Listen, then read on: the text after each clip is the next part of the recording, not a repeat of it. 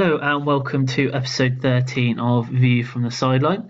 I'm Chris and Rich is back with us this week. Hi Chris, good evening.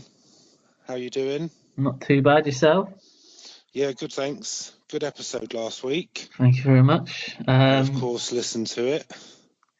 Yeah, good to be back. Yeah, great to be back. Got Good, a lot to live up to this week. Yeah, so what is coming from up? last week's episode? What is coming up on this week's episode? So, episode 13, we've got the usual review of the Premier League games. We've got a shortened EFL review this week, so we've only got the details from the Championship games, because this week Chris is doing a special FA Cup summary. So there was no League One or League Two games over the weekend. This week's special topic, which will be coming up in part 2, is around players coming out of retirement, so for both club and country, which is quite relevant with Wayne Rooney coming back for Thursday's game for England. After that, we'll take a quick look at the predictions, because we've had 11 weeks worth now, I think. So the table's building up nicely. So we'll go through that and the details of the coming weekend's games. And then we will finish off by letting you know what's coming up next week. But as always, we will start with the weekly teaser, which is over to you, Chris. Yep, so I'm doing the teaser this week. I did it last week for Adam, and he actually got it right first. So he's one podcast, one teaser. So yeah, he's one of one. Yeah, 100% puts a bit of pressure on us. Yeah. So this teaser is a FA Cup sort of themed teaser. I have given you a clue in this one because I think it might have been a bit difficult without a clue. So it is who was last season's top scorer in the FA Cup, and your clue is the player is currently playing in the Championship. So okay. So have a little think about that, but I think it's one of those, if you know, you know. If you don't, I think I do know, but I'm sure throughout the duration of today's podcast, I'll change my mind. Okay. I'm quite happy with that one because I thought the teaser was going to be related to the Yeovil goal montage you put on last week's podcast. A lot of people highlighted the fact that they really liked that montage and they liked the effort that I put into it. I just wasn't expecting every goal in the history of Yeovil Football Club. They were important goals. You know, I had to give the people what they wanted. They wanted more absolutely. Goals. It's very impressive, Chris. Very, very technical. You're very gifted. We won't go into how long it actually took me, but I will tell you at a later date how long it took me to do that. Okay, so we will go into the Premier League weekend review, and the first game up was the Cardiff-Brighton game. I would say a shock, but not. It was hard to describe this one because although I know Brighton have been playing quite well recently, Cardiff haven't been playing that badly against teams in and around them. So obviously they registered their first win of the season, but it was some poor defending from Brighton overall in the game, which is unlike them considering they went on that run of winning 1-0 3 games in a row. So I just wondered what you thought about that. I wouldn't disagree with you. I think from a Brighton perspective, I think the red card definitely changed the game. I don't think they can have too many complaints. I think from my view, it was a definite red. I think it was justified. I think the red card was justified. It was quite bad. Yeah, I'd say so. I think, let's be honest. I mean, they'd held on for sort of an hour plus with 10 men. So there's got to be an element from a Brighton perspective that they've got to be gutted to concede a goal in the last minute like they did. I thought they defended okay. I think they obviously had to change their game plan a bit. So I mean, it's never ideal when you go down to 10 men away from home.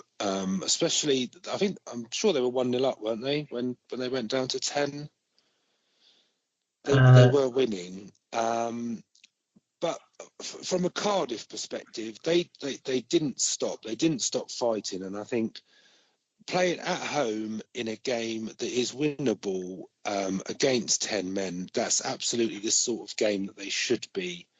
Definitely, They've got to look at getting 3 points from if they're going to stay in the division. So the fact, I mean, they never gave up. They went right until the end and managed to get a winner at the death. So the Bamba goal, I think it wasn't great defending, but obviously Bamba managed to stab it home at the end. But yeah, it's I a think bit you of could pinball tell in the box, really. But yeah, I mean, Brighton probably should have cleared it, but you could tell how much that meant, I think, for them and for the fans. I think I found it quite funny that he took his shirt off and he got away with it because apparently the referee didn't see him. And then he asked him. They interviewed him afterwards, didn't they? Don't tell him.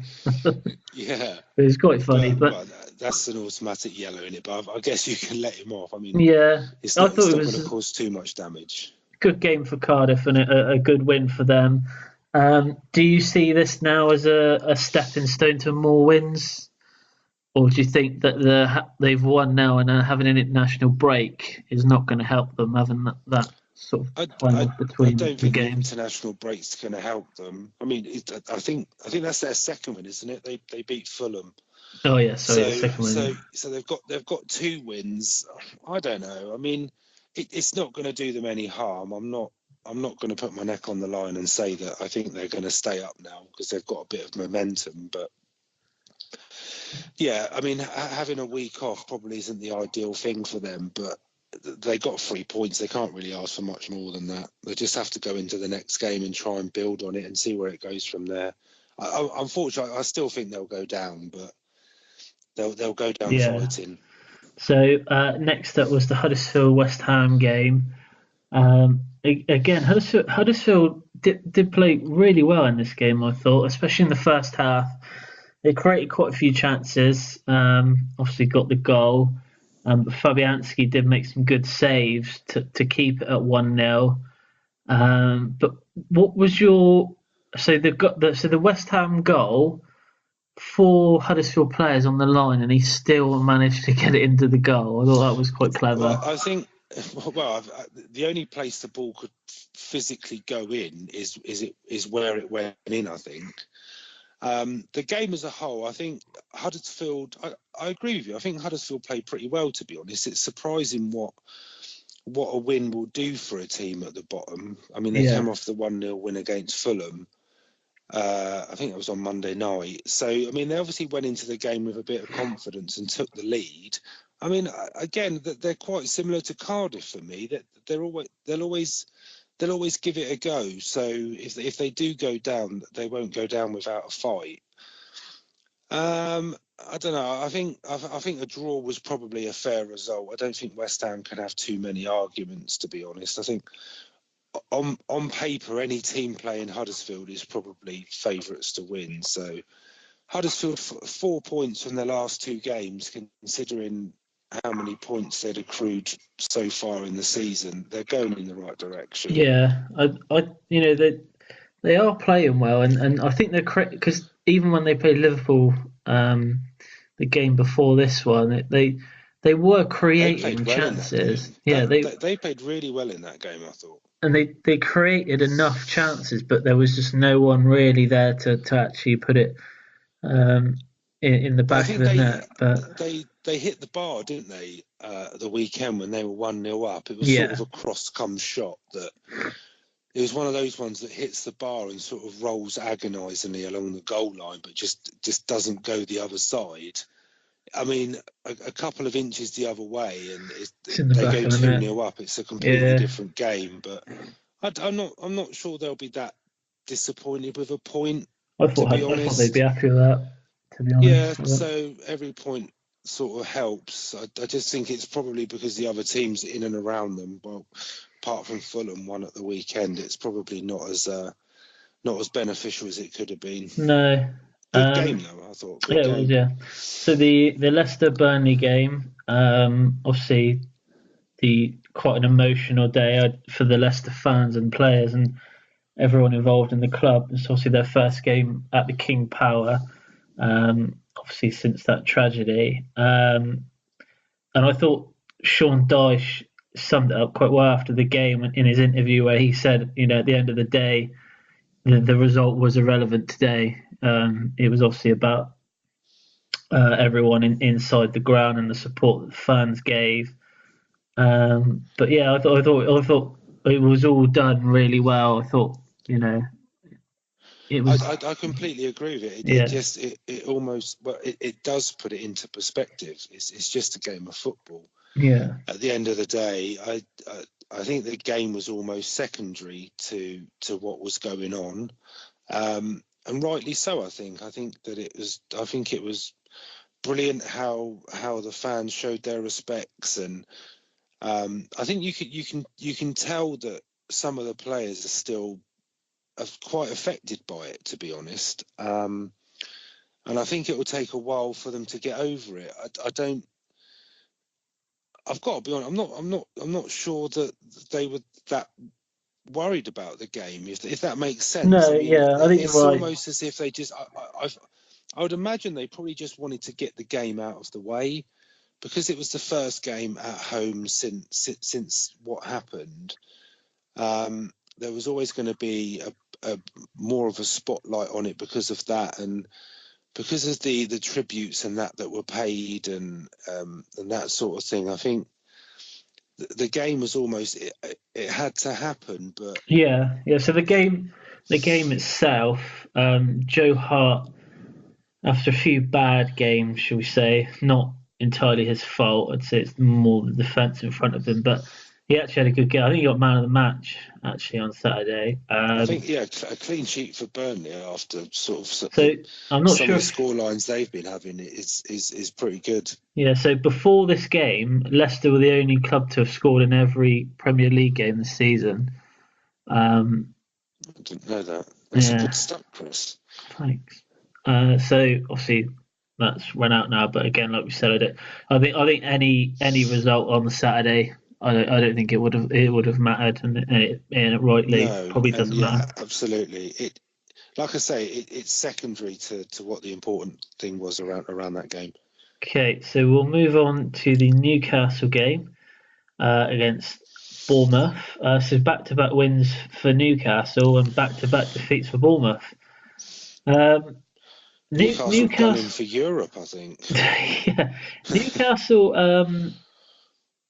It was a strange game. I thought there was quite a few decisions in this game from a referee point of view. There was, a possible penalty for Bournemouth on Brooks. He went down. I Um, think it probably was. I I thought it thought was it a was a penalty, penalty. but the Rondon, who hasn't really made that much of an impact since signing for Newcastle, comes up with the goals in this one. And that's what he can do. I think that is what was seen on Saturday was the potential that he has. He was out muscling the defenders. He was making a menace of himself. But I I think completely agree with you. I remember saying in one of the first episodes of the podcast about how I thought Rondon would be a really good signing for Newcastle. And unfortunately, he hasn't done it. I mean, I think it was related to the Spurs game, because when Spurs went their first game of the season, I thought he played pretty well. And since then, he hasn't really done it for them. But I no, 100% agree with you. He bossed that back four, and I think the second goal just was it almost epitomised what he's good at.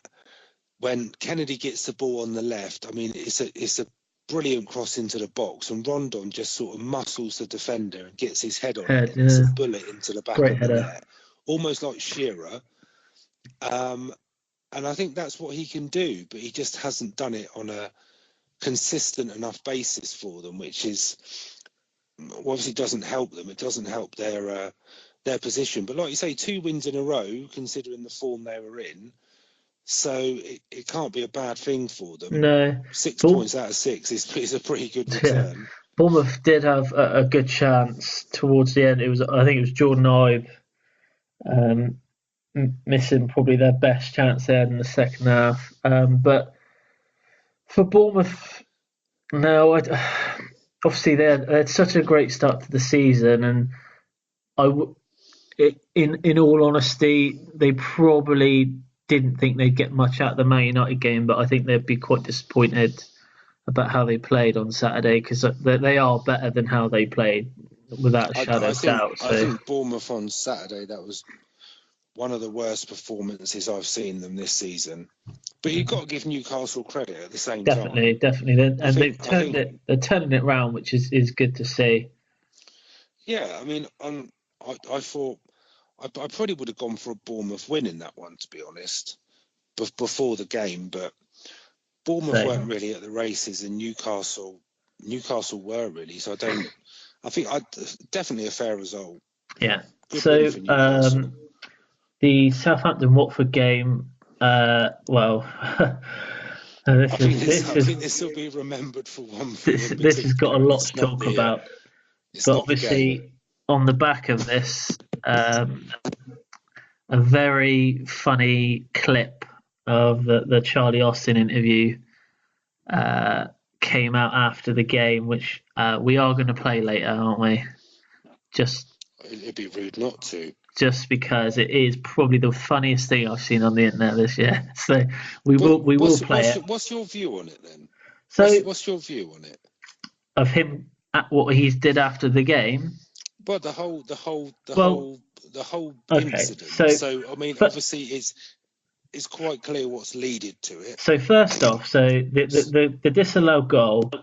So the questions that are being asked was Yoshida blocking the goalkeeper's view, which I've seen the goal 5 times now, maybe. Is that what it was given for? Yeah. So the disallowed goal was because the referee is saying. I thought it was given because he thought it came off him. No, he's saying that Yoshida was blocked because he was in an offside position. Oh, that's even worse. That's an even worse decision. Yeah, you are right. You are right. He said he's either touched it or he's in front of the goalkeeper, so he's blocking the goalkeeper's view. But when you see it, he is nowhere near that. I honestly, I don't know how they've not been, how the goal hasn't stood, and I have to say how sort of refreshing it is for a player to come out after the game and be very honest, shall we say. He does not hold back in that interview, but he's quite clever with the interview. He doesn't directly name anyone, but do you think he's pretty much naming the officials? Yeah. Do you think that anything's gonna come of that, or do you think? Yeah, I think he'll get a hefty fine. I'd be really surprised if he didn't. Because that's the sort of stuff they're going to make an example of, and I feel that in the heat of the moment, he should be allowed to vent his. It's an interview. If I was doing an interview with anyone, and they were angry, I'm not. It's just. But how football works, and it is unfortunately, you're probably right. He is gonna. Something's going to come of this, but it's such a difficult one.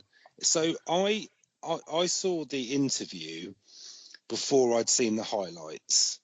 So, and my first sort of reaction was that it was going to be quite a close decision, something that was sort of borderline, where he's just frustrated. If you look back, and we say it every week about Saints, that they just don't look like they're going to score enough goals. But if you look at Austin individually, I think he's got 1 goal this season, which was back at the end of August.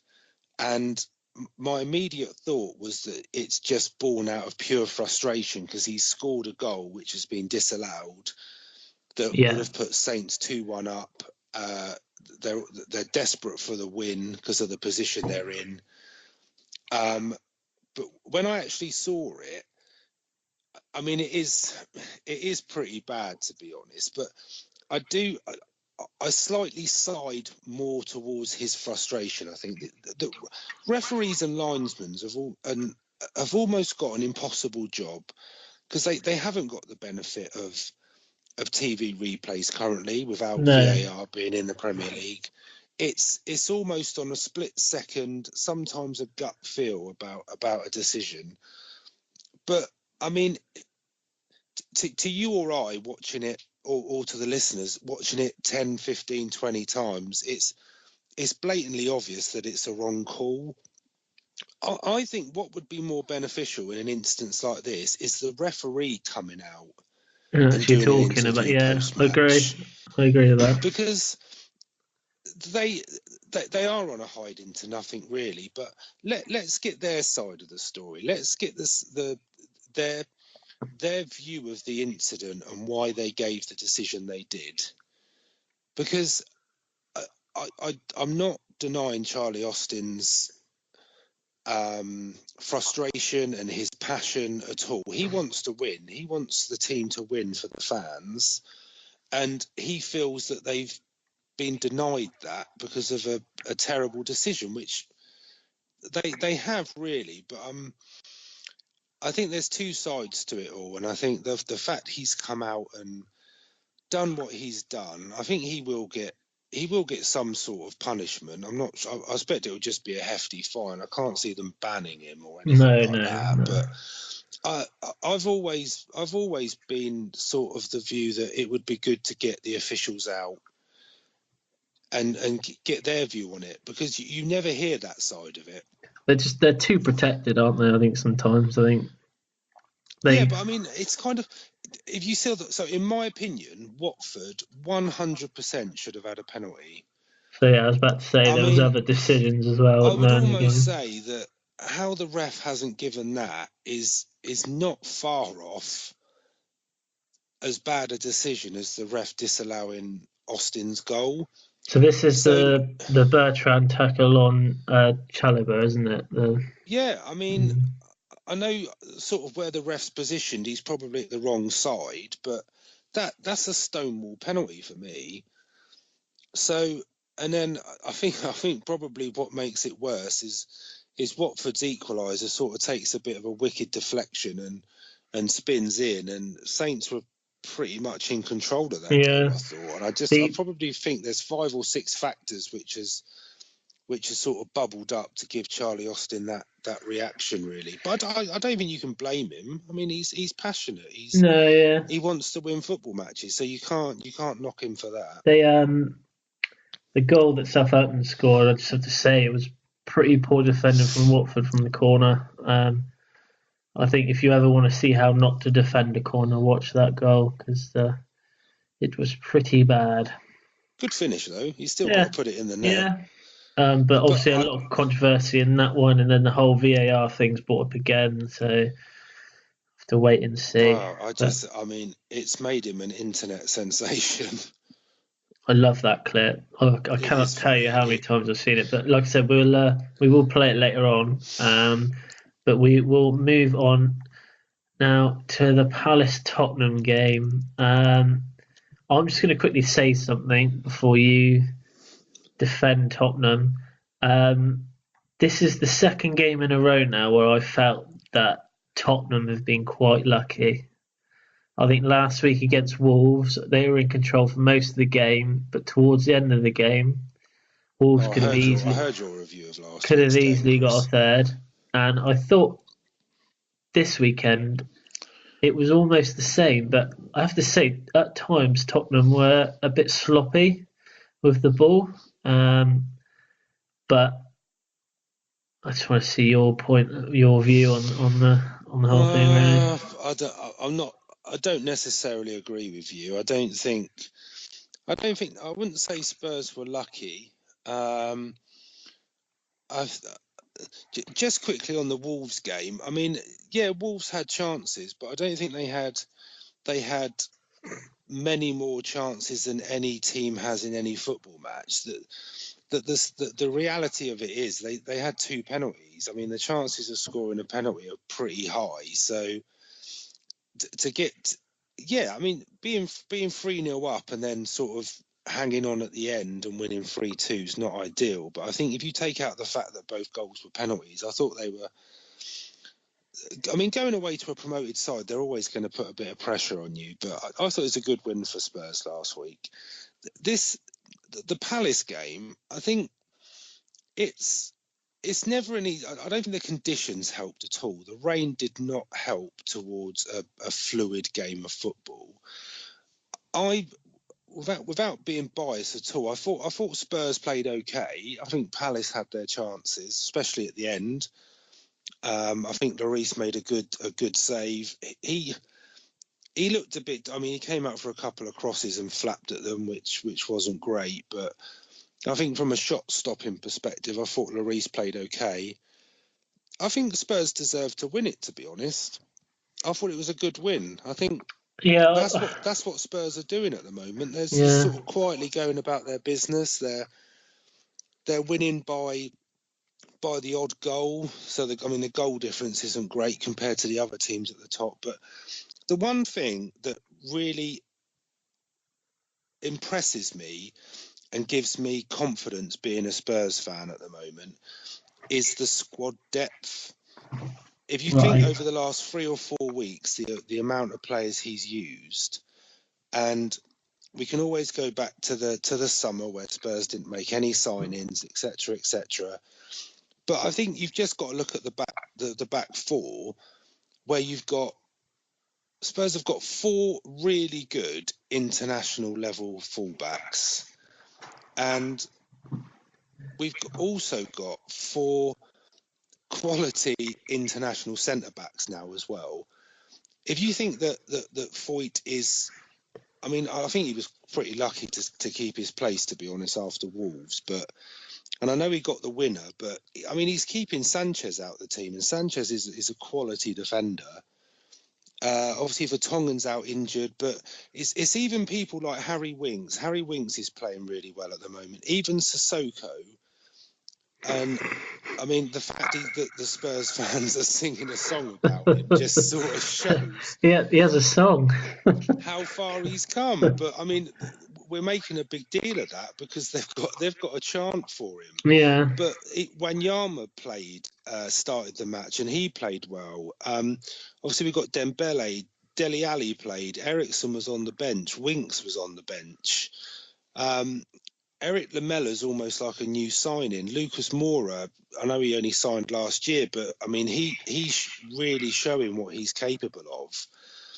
And I think from a 23-man squad perspective, I think Spurs are in a pretty good place at the moment. And to be honest with you, that's what impressed me most about them against Palace. I thought the players that wouldn't necessarily always played, and they played well.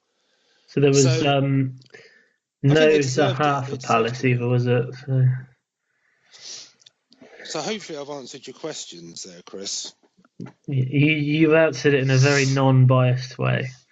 Thank you. Anyway, right. So that was the Saturday game. So we move on to the Sunday games now. So first up was the Liverpool-Fulham game. I don't think many would be surprised by the outcome of this result. With Liverpool where they are in the league and Fulham just conceding left, right and centre. But Fulham had some good chances in this game, especially right near the start of the game when Sessegnon put his shot just wide. And obviously a disallowed goal for Fulham turns into a goal for Liverpool. Did you think he was offside, Mitrovic? No, I didn't. I didn't think he was either. I think there's a player in front of him who is marginally offside, but Mitrovic is certainly level, and I thought that was. I'm not convinced any of them were offside. If you look at I think it was it Alexander Arnold on the left. Yeah, he was sort of on the edge of the area. I think he's playing them all onside, to be honest. I thought they were quite unlucky for them. I thought that goal should have stood, and then literally 30 seconds later, Salah's put in one in the back of the net. Was it 9? Counted Was it it? 9 seconds. Yeah, I don't think anyone's surprised Liverpool won. I think there may be a few eyebrows raised about the scoreline. I think people probably thought Fulham were going to go there and take a bit of a beating. Yeah. But the most surprising thing for me was, like you say, I thought Fulham actually played pretty well. Obviously, Sessegnon's chance when he's not clean through, but he's one-on-one coming in from the angle and sort of puts it wide. And then I think a few minutes later, Alisson spilled a shot, but the ball sort of rebounded to a Liverpool defender to clear it.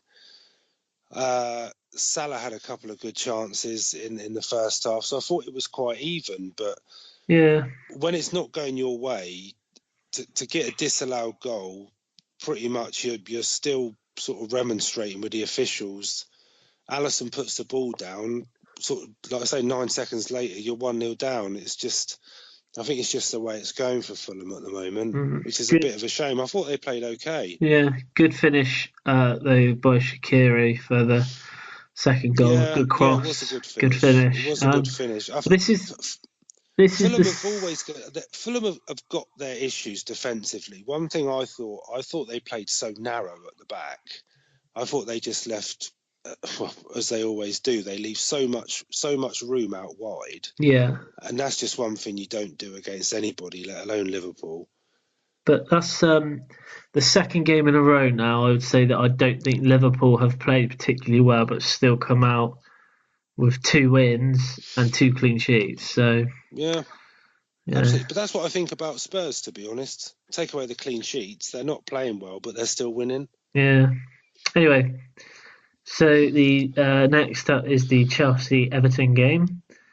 Where do I start? It was I think we can just skip this one. Yeah.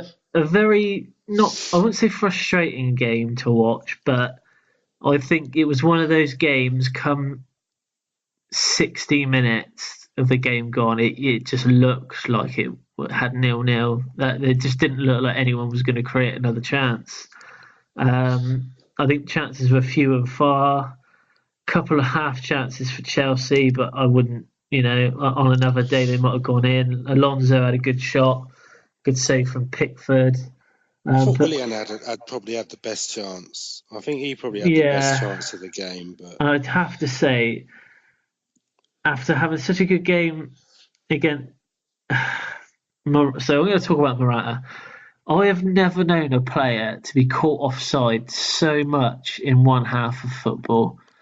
Literally, the second half, I think he was caught offside in approximately about 10 minutes. 4 times I counted. 4 times in 10 minutes. It's just, I don't think he had the best of games, did he? To be honest, it's just sometimes he is so frustrating to watch. When he is best, he tries to take too many people on. I think that's the main thing. I think he thinks he can outpace some of the defenders, and he can. He just can. If they worked with him to hold the ball up more, like they did with Costa, I just don't think he's a strong enough option for us. And I do think come January, I think Sarri will be saying that we need a stronger attacker. Giroud has his moments, but he's not scoring enough. Morata's that sort of player. I think that's part of the problem. I think Chelsea have almost been spoilt with Drogba and Costa. Yeah. Morata's not going to give you that. He's not the sort of player that's going to hold the ball up and sort of wait for players to join in and play with his back to goal. Yeah, but he's got to learn from these games. Who do you think you'll get in January? I mean, I know. If you're almost going to be paid an awful lot of money for him, you're going to have to properly break the bank to get someone that's going to come in and overtake him. If you're going to take a loss on him, yeah. I mean, I agree with you. The thing that disappointed me for him was the two. There's a couple of points on this as a Chelsea fan, obviously, to get your view on the 2 penalty shouts that Morata had. Now, I personally think both of them, they weren't dives, but he goes down It was just too far too easy. easily. Yeah. That's the problem, isn't it? The first one, when it comes in from the left, he's literally on the floor before the ball's within 10, 12 yards of him. So he's blatantly looking for the penalty. And the second one, I mean, I think it's one of those balls, sort of, it's a decent ball from Fabregas. And I think Morata probably knows that he's not going to get to it, or it's going to be sort of a 50-50 with the keeper. And he almost just seems to fall over. Which I think is a bit disappointing. The big one for me though, Chris, Juninho, is it Juninho or Jorginho? Or Jorginho, yeah. That's the one. I think he should have been sent off. I think his tackle on Sigurdsson. So, yeah. Put an unbiased head on. If that was well, not even if it was against one of your players. He scissor tackled him 2 feet. I would say He's gone off the ground. I don't know. I think that's a red card. I was surprised he didn't when get I sent seen off. it, when you see it in game time, I don't think it's when you see it in slow motion. I think that's when I thought that he was probably quite lucky. He actually got substituted in this game, which is quite odd. I didn't think he had one of his best games, but no. I was surprised by that. But you could also say that the Everton guy, Bernard, I mean, he could have been sent off as well for his reaction. So him and Rudiger. Because it's him and Rudiger, if wasn't you it? remember a few, maybe a month or so ago, when we were talking about Richarlison got sent off for Everton against Bournemouth away, Yeah, for something very similar, and our view was kind of like, if you're going to do something like that, you've almost got to expect to get sent off. And I think they were both lucky to stay on the pitch, if I'm honest. Jamie Carragher said that Rudiger made the most of it, but that's Jamie Carragher. Yeah, I think he did. He's always going to be biased, but if you make that action towards another player on the pitch, you know what you're getting into. You're asking for trouble, basically, if you do it. So, just a quick stat here for you. I know you like your stats, but Sarri has broken a Premier League record now. Every week you say this because he's gone another game without losing. Yeah, well, he's actually he's broken the record. He's breaking the record every week. So, 12. He's the first manager to not lose a game in his first 12 games. So he's broken his own record from last week. So he's broken his own record of 11 games. Yeah, and he'll be breaking it again this weekend as well. Yeah, they're not playing. I think he will, because he'll go another week without losing. I guess you're referencing that it's Chelsea Spurs in a couple of weeks, or next week after next. It's a big game, that one, isn't it? Because that's going to be an interesting podcast. Yeah. One of us will be very quiet. Yeah, I would suggest one of us will be away that week. I would suggest we just review that one game. Let's not worry about all the others. Could probably, we'll think of something. Got a few things that I can think of. But I'll summarise that one for Chelsea Everton. A good point for Everton, but frustrating for Chelsea. Indeed. So the Arsenal Wolves game, quite a quiet game, this one. But Arsenal were an absolute mess at the back for the Wolves goal.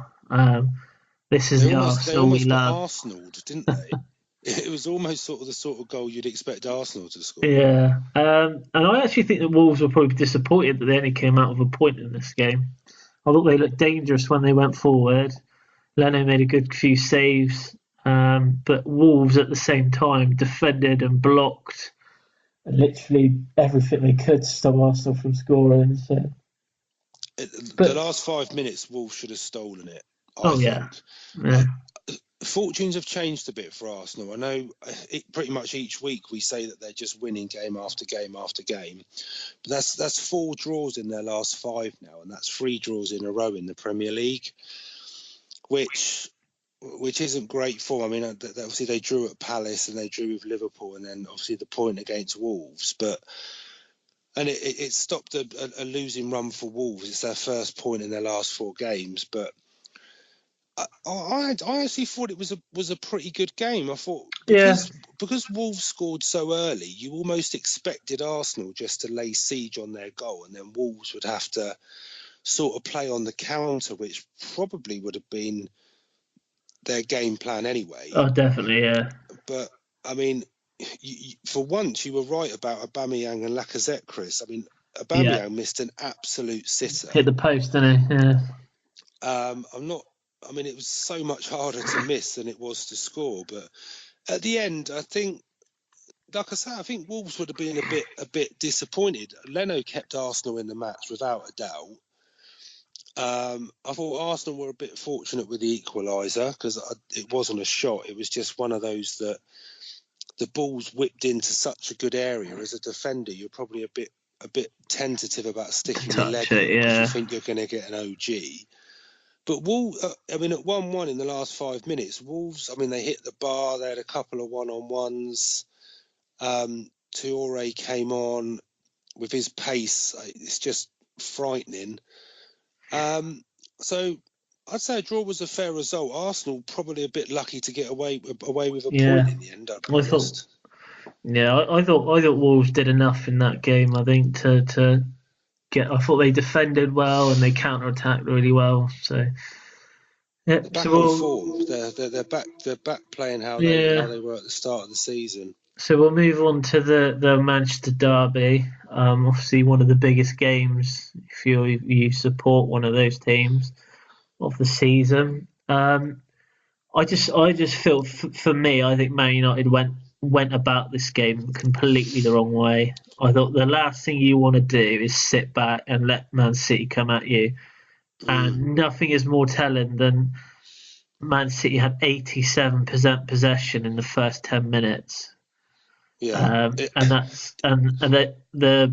that's cost Man United the first goal by just sitting back so much and just inviting Man City forward. I just don't understand why you would do that. I think the best way to get Man City, as as other teams have done this season, who've managed to get draws out of them, they've actually attacked them. I was watching it on TV, and there was at one point, literally, the Man United attack was just on the edge of their own box. It's just.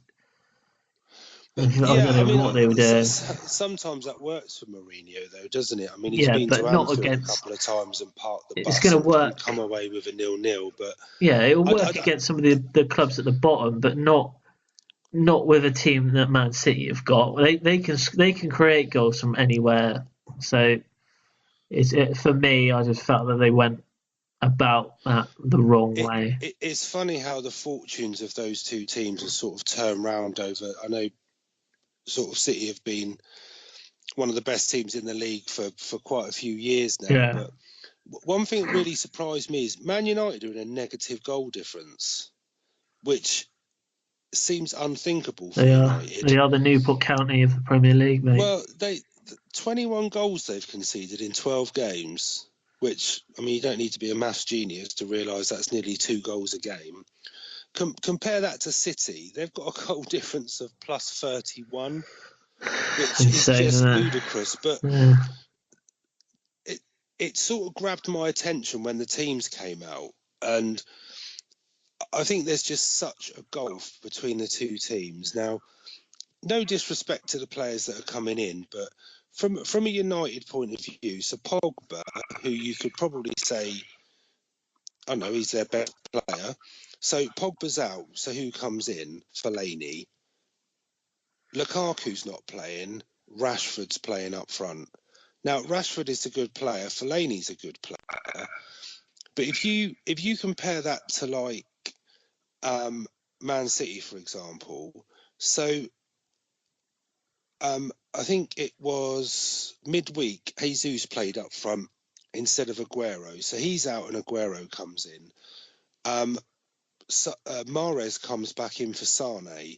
The level of player that they're able to replace with between the two teams, I think, is there's so much of a difference. Do you know what I mean? Definitely. Yeah, they've almost got a second team, haven't they? Within their substitutes, they've a team that would rival most other teams in the Premier League. I don't want to put Fellaini down. You can put him down. I doubt he listens to this. I don't know.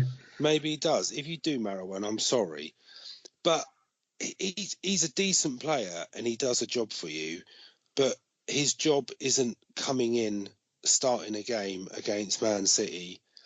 His job is more coming on in the last 10, 15 minutes when To you shut need a up goal. shop.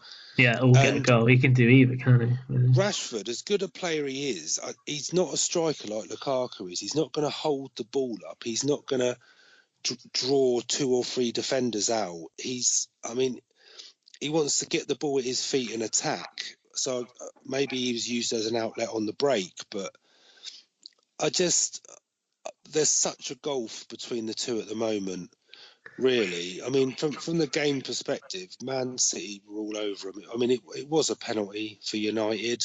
Yeah.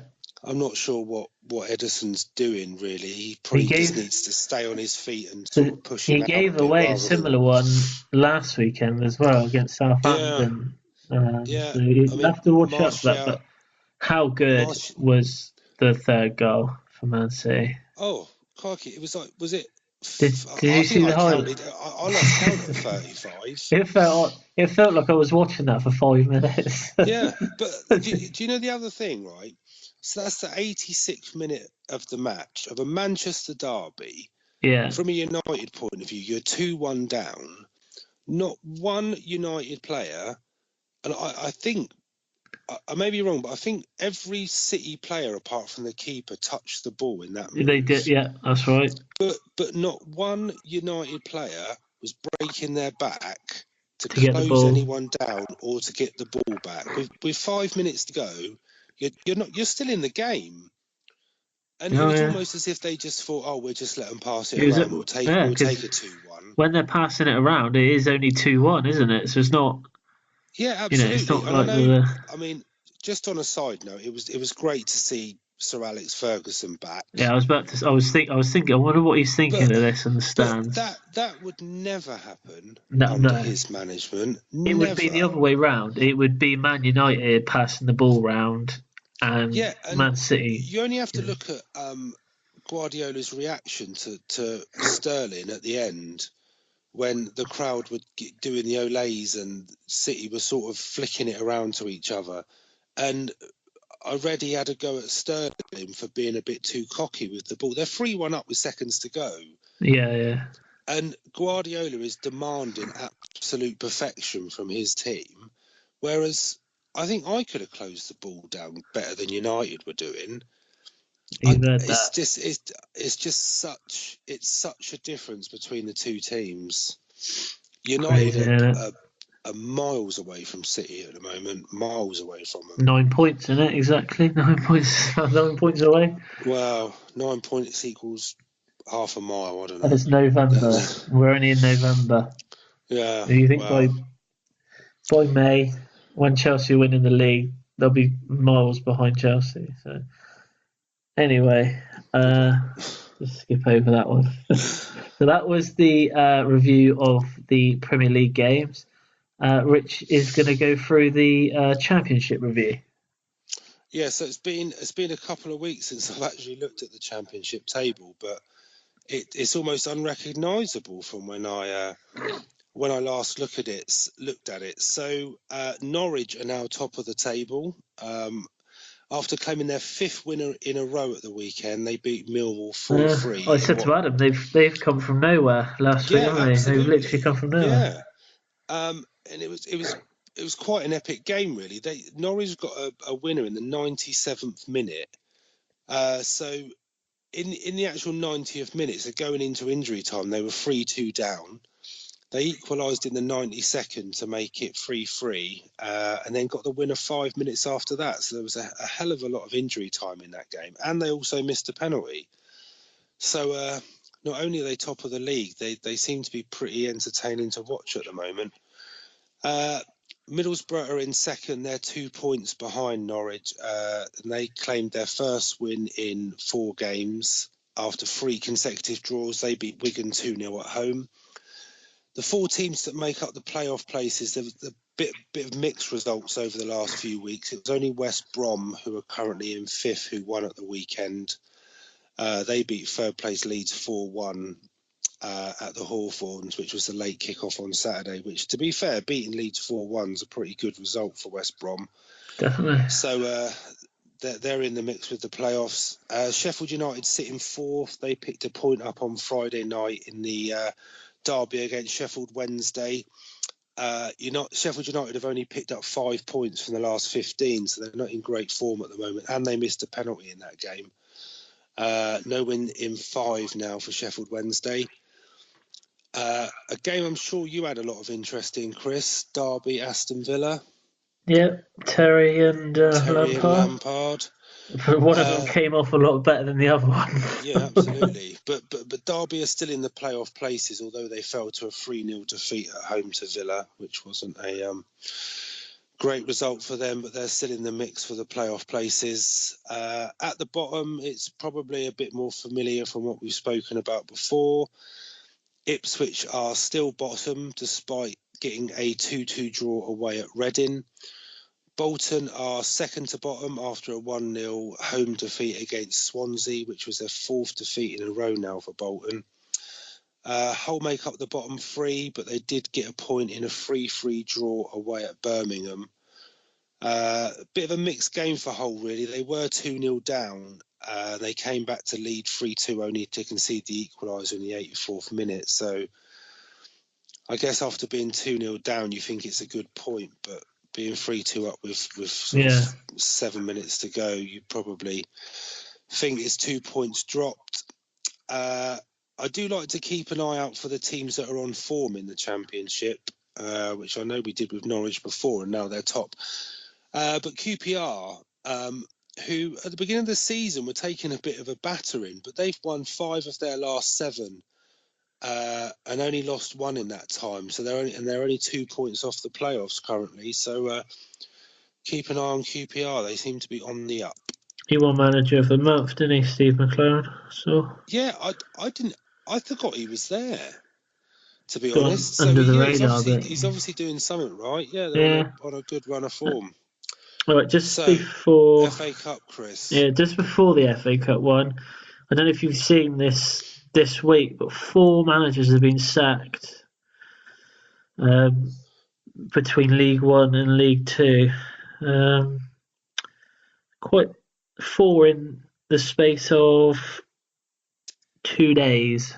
It's quite a lot, isn't it? And that is a lot. Harry Kewell got sacked today for Notts County. Shrewsbury let go of their manager. Phil Brown lost his job at Swindon. And Neil Ardley got sacked from AFC Wimbledon after just over 7 years in charge. So crazy. Yeah. So the FA Cup review. We'll start with, unfortunately, the biggest shock of the round. Oh, we've got a goal montage. No, not this. This is awful. Oh no. This is the biggest shock at Huish Park. So Stockport County defeated Yeovil by 3-1. So Yeovil are out of the FA Cup already. What league is Stockport in? 2 below. National. They'll be in the north, won't they? The National North. Ouch. Not the south. Yeah. So the third Stockport goal came from a huge goalkeeping and defender error where they decided to run into each other, and the ball fell nicely to the Stockport County striker, who ran inside the box and put it into an empty net. They clearly want to focus on the league this year. Yeah, well, really? It's just a bit of a shame really to go out first round after last season, but never mind. Elsewhere, Haringey were mighty close to a replay against AFC Wimbledon on Friday night, but AFC Wimbledon scored a late goal, so they won that one. The biggest win on Saturday in the FA Cup was Bury beating Dover by 5-0. Aldershot managed a good draw against Bradford, that was 1-1. Tranmere were very lucky against Oxford City, that one ended 3-3. Tranmere scoring a late goal in the 89th minute, but so Oxford City striker Tishimanga, I've probably absolutely murdered his name there, scored a hat-trick for Oxford City in that one. So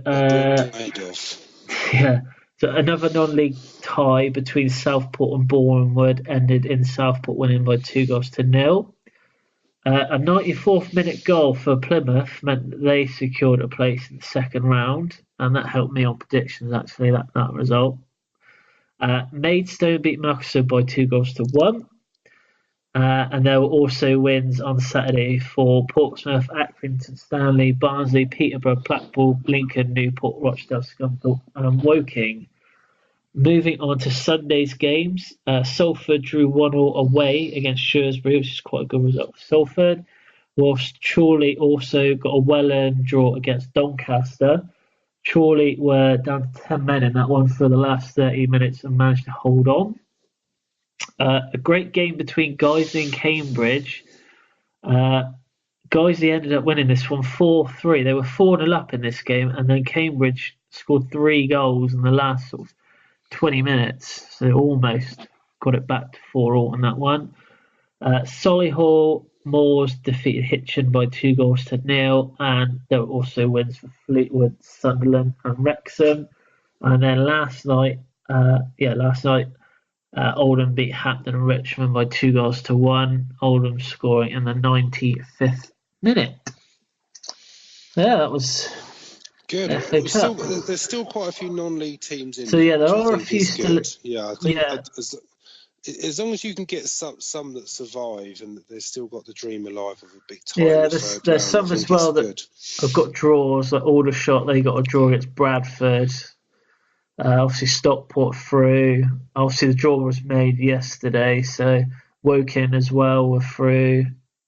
So yeah, you always like to see at least 2 or 3 non-league sides in the third round. Yeah, it's good. It's good for the competition they stay in.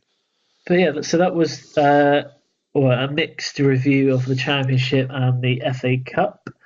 But yeah, that is about it for part 1. So part 2, we've got the special topic of players coming out of retirement for both club and country. So yeah, we will see you in part 2.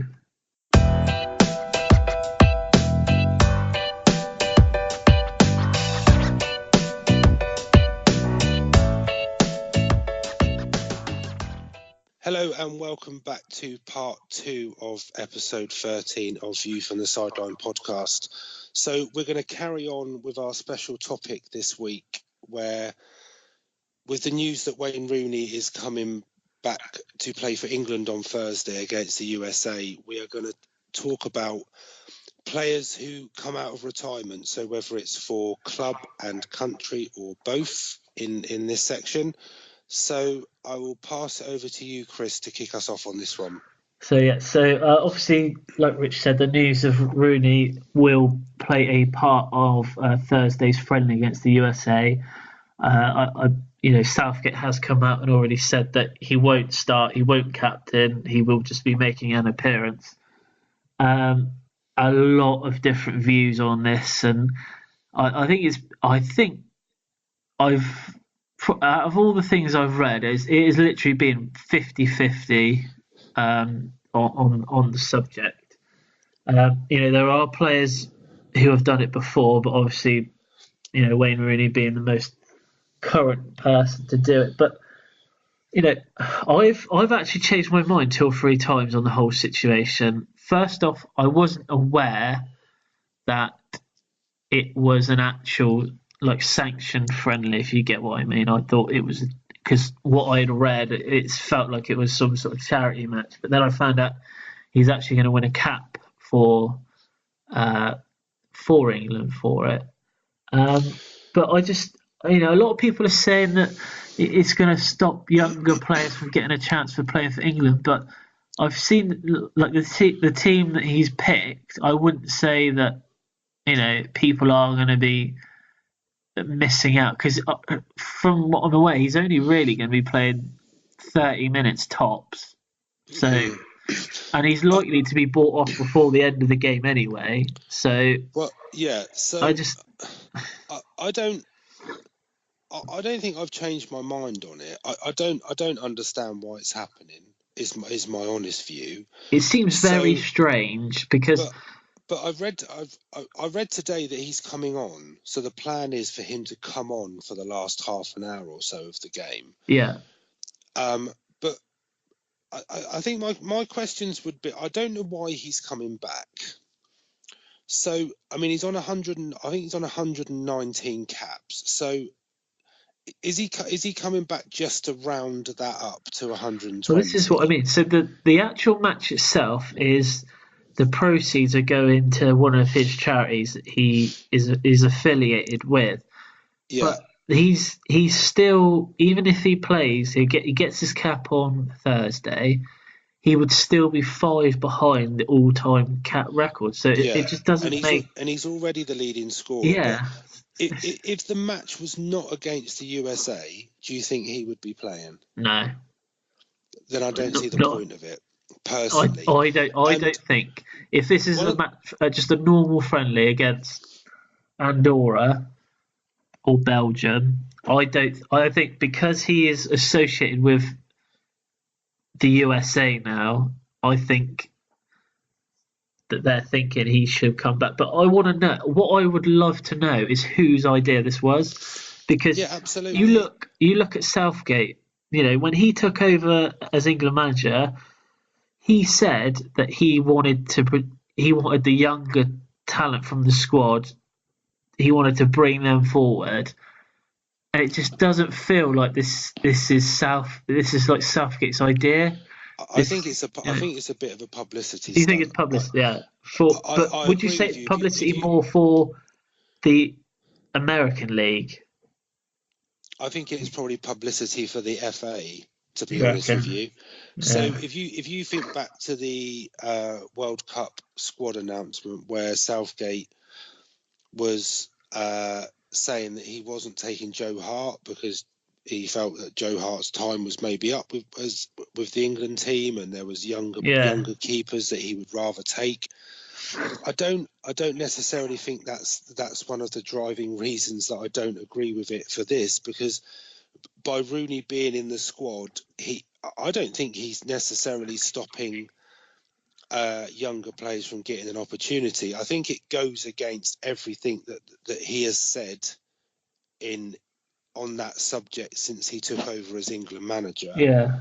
Um, unless his arm's being forced to Well, have this to is do what I it. think. It But must be. It I must honestly be. thought when I first read about it, I thought it was almost like it was a charity thing that he would be, because there was a match organised between England and America, and because he's now in the MLS, that it was just going to be. And I know it's a one-off. As far as I'm aware, he's not making himself available for future England No, no, squads, no. but I just think it's made a bit of a mockery of it, to be honest. And I think that if you're a professional footballer, I would imagine, I'm sure I would, if I was a professional footballer, I would want to play football at the highest level for as long as I possibly could. So if I was to retire or make myself unavailable for selection, it would be because I didn't feel that I could perform at that Play. Yeah, level yeah, anymore. yeah. I mean, I'm sure if Everton had offered Rooney another deal, he probably would have stayed. Oh, yeah, But yeah. You would have. Yeah. he's gone out to the MLS, and he's proved that he he's still able to play at a decent level. I know the MLS isn't at the same level as the Premier League, but if Rooney knew that he still had enough to offer, Why why retire? make yourself Yeah. unavailable in the first place? That's a good point, and I think it's why why come back? I just is there not a way that he could have just done this without actually playing in the game, like just Just coming not on to at come half back, I time, guess. I mean, or I don't know, like because a lot of the pundits are saying, like you said, it is kind of making a mockery of the international matches as it is, and friendlies don't have the best reputation at all, and especially from a manager's point of view. But just quickly going back to the point about him, people saying he's taking a place off of someone else.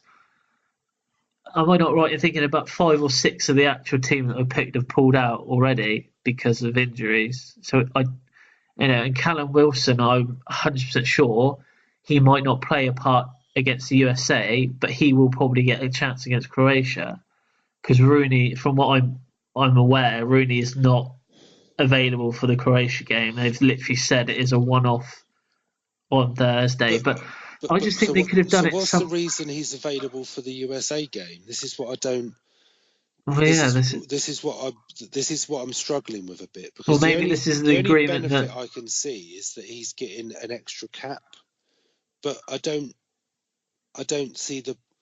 It reminds me a bit of Beckham, because I think before Beckham retired, I mean, he didn't come out of retirement for England, but he was in and around the squad, and he was always on the bench, and there was always such a there was such sort of a willingness from the public that he would get that cap that he needed. I don't know if it was his 100th or what it was. I can't remember.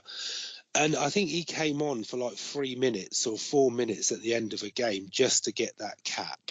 Yeah. Now, to me, that's different, because everybody kind of knew that he was on his way out, that he was retiring from international football. But this is almost the flip side, where Rooney's come back, but no one seems to be too sure exactly why he's coming back. It's not. I think he should have Yeah. left how he left, as the nation's top record goal scorer, 100+ caps, one of the best players to ever play for England. And I just feel he's going to be remembered for coming back for this almost cameo. That, I mean, he might have a shocker. He might have a Imagine that. complete shocker, and I then don't that's see what the he'll be point. remembered If for. he's coming back, he has to score a goal. I just don't. If he comes back and does nothing for 30 minutes, then like so, what is the point? He must at least have to score a goal to make it even worthwhile. I just Yeah, it's just, but I don't even know what that gives you, because all he's done is stretch his record by one. I mean, he's that far out. I don't think anyone's going to catch him anyway. Well, no. probably not in the. Well, Harry Kane might, but I Maybe mean, he's that's. scared of Harry Kane, mate. Well, yeah. But just a Let's quick see what question. happens if they get a penalty. Quick question. So Yeah, he is playing in the MLS at the moment, and he has played, I would say, quite well over there. yeah. If he hadn't have retired, do you think he would still be getting picked for England based on the last 3 months of how he has been in the MLS? If he was playing at the level he's playing at now in the Premier League, yeah, I think he would. I Yeah, think he would be. that's exactly what I thought. I just think that Southgate is getting his arm bent on this one. I think they've said to him, it's got to happen, but literally just for this one. Because what's for him to stop him then saying, "Well, actually, I've changed my mind. I want to start playing for England again." He's not going to get picked. So No, I, he's I just not. But I mean, I don't think he'd ever say that, because he knows he wouldn't get picked, which makes the whole reason about why he's yeah. included on this occasion that little bit more harder to understand. So he is not the only one that's ever done this. I think the other most notable one was probably Paul Scholes. So this was at club But level. he was that good. He retired, He went and to then he went to sports soccer and bought a pair of boots and on the tore Man actual City day, yeah. apart. So this was 6 months into his retirement. He actually came back out of retirement to help Manchester United because I think at the time they were struggling in midfield, and it was Fergie at the time, wasn't it? So I think he so. obviously knew. So he like called. He put the Batman symbol up, and Paul Scholes seen it, and he was.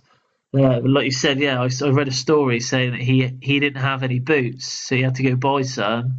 And then, like you said, he turns up for Man United. First game back, plays against Man City, and he has a man of the match performance. So I don't know. I'm 50-50 on the idea. Like it's good to see him one more time in an England shirt, but I think there's other ways they could have done that. They could have just stuck an England shirt on him and just got him to parade around at Yeah, but half time. But I don't want to nitpick, but I don't understand that. I don't know how we could say that it's good to see him in an England shirt one last time. yeah, I didn't mean Why? necessarily I mean, playing. I didn't if you think about how successful England were at the World Cup, and to be honest with you, I don't think anybody in the country would have said, "Oh, if Rooney was still playing for us, we would have won that." No, we got Harry Kane now. Who's But Wayne Rooney?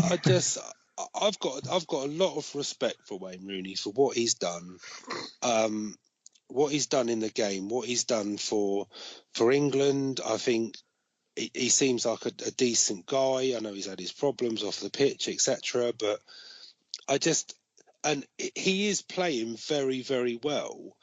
Obviously, playing well at the level of the MLS is different to playing well at that same level in the Premier League. I mean, for him to be as sort of high profile and that as he is in America, he would have to be playing out of his skin in the Premier League to be at the same sort of level. Yeah. But I don't know. I just kind of think if he gets a half-hour cameo and then it's all done, I'm still not sure we're going to know what the whole point of it was, really. Nothing against the guy, but I think his time has passed. It's time to build for the future for England after a great World Cup. And yeah, I don't get it personally. It's very confusing. I know my view on this one. I haven't changed my mind. I don't understand it. I don't know why he's doing it. We'll have to see. But just as we come off the subject, I have got another quick story for you. So Mark Overmars, remember Mark Overmars? Yeah. He retired, and then 4 years later he played in the Amsterdam's testimonial, and that's okay. You can come back for a testimonial. Right. Get this. Apparently, he had such a good game that he had teams queuing to sign him, and he actually ended up coming out of retirement and playing in the Dutch league for Go Ahead Eagles. So that's a good story, Chris. 4 years after retiring. I suppose if you've got it, you've got it. He was a very good player, though, Mark Overmars. Very good. So We'll wrap that topic up there. We sort of focus more on Rooney, but I guess that's the most relevant example at the moment. So we'll see what happens on Thursday, and next week we can maybe do another special on Rooney's world class performance against the USA. Hat-trick that he scores in USA, and his future England prospects. What a player! All right, so absolutely. Rich, you've got a bit about predictions that you just want to go through. Yes, I just want to cover predictions quickly. So, although it's an international break this weekend, we are carrying on with predictions because there's an almost full schedule in Leagues 1 and 2. So, the guest predictor this week is Mike. So the list of predictions are on Twitter, they're on Facebook, and they're on the website. I think they're on Instagram as well, Chris. Yeah, is that right? They're on they're on Instagram. Yeah, and they're on the website at www.vftsl.co.uk, where you can also see the up-to-date predictions table. So a few high scores over the last couple of weeks. Jamie is still top with 30. Doesn't look like anyone's going to get near him, to be honest, but that's why we want to invite people on. We want to invite people to give it a go to see if you can knock him off top spot. Chris and mine's average have gone back up. So yeah, so we're on week 11 of the predictions this coming weekend. So the table's getting pretty chock-a-block, but yeah, absolutely, we're inviting people to come and have a go if you think you can take on myself and Chris and try and knock Jamie off the top. It's not difficult to beat us either. It's I don't know, Chris. We're on a bit of form lately. But like I say, if you go to the website, you can see full details. So we've got all the previous weeks, so all 11 weeks worth of predictions, and then the combined table on the website. So yeah, check it out on there, and just get in touch if you want to have a go. So the teaser, Rich. I think I know who it is. I was going to answer it when you gave it to me, but I thought that would steady on. I thought that would break the suspense. If I'm wrong now, this is going to look terrible. The question was, who was last season's top scorer in the FA Cup?